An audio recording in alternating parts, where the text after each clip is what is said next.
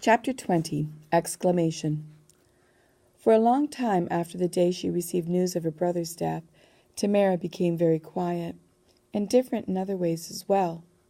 She went about her routine uncaringly, almost lazily, a blank expression on her face. At the same time, she did something that made me feel very good. She always seemed to want my company, so much so that I had the feeling she was following me everywhere I went, instead of me following her, as before.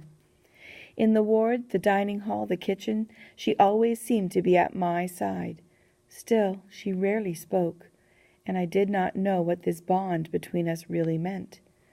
Did Tamara love me? I didn't know. I hoped so, but I was afraid that it wasn't really the kind of love that I wanted from her. A brother? I felt I had somehow become a substitute for her brother Isaac. After learning about Tamara's loss, everyone else on the staff tried to help and comfort her. Her closest girlfriends were Katerina and Lena. Especially during the first days after Tamara got the letter, either Katerina or Lena would hug Tamara as she cried.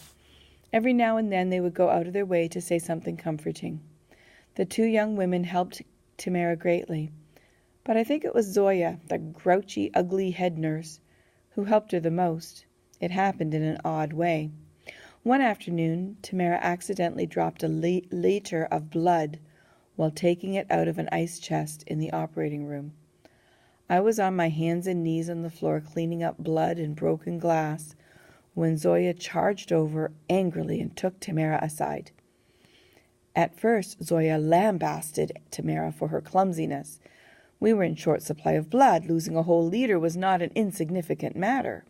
"You could cost someone their life," Zoya exclaimed.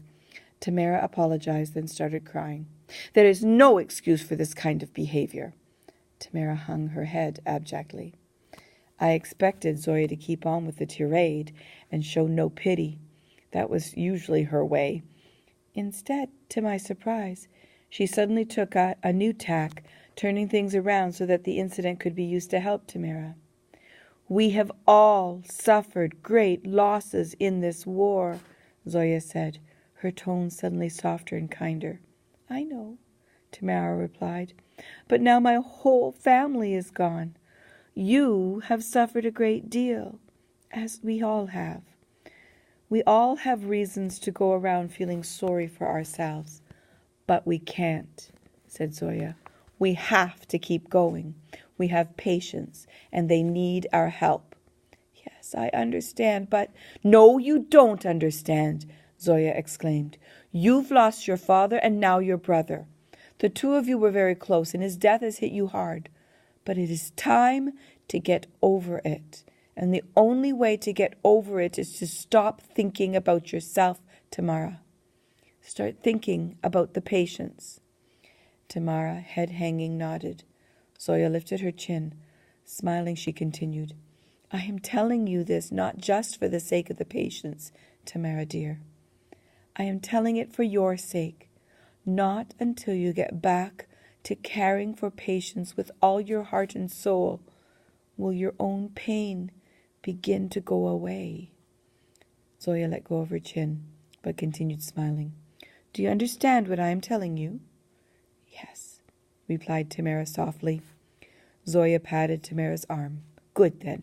You will be okay." Little by little, Tamara emerged from her despair. She threw herself into her work with more energy and compassion than ever. She was not exactly the same person as before. She was something better.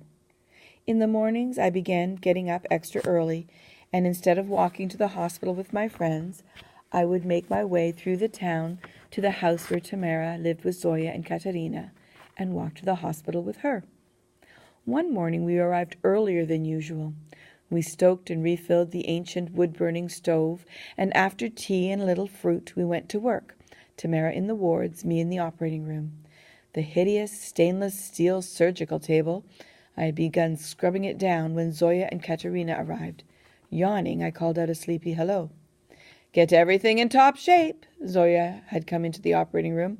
"There is going to be an inspection today." Fear swept over me. "Oh," I said. The word was a hard knot in my throat.